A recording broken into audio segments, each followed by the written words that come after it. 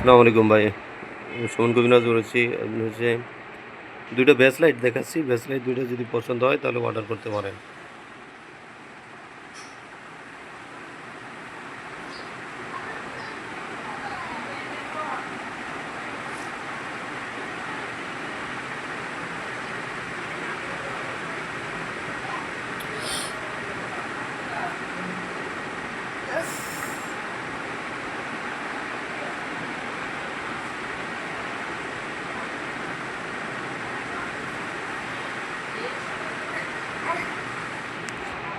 এটা হচ্ছে ladies batch light, মহিলাদের জন্য।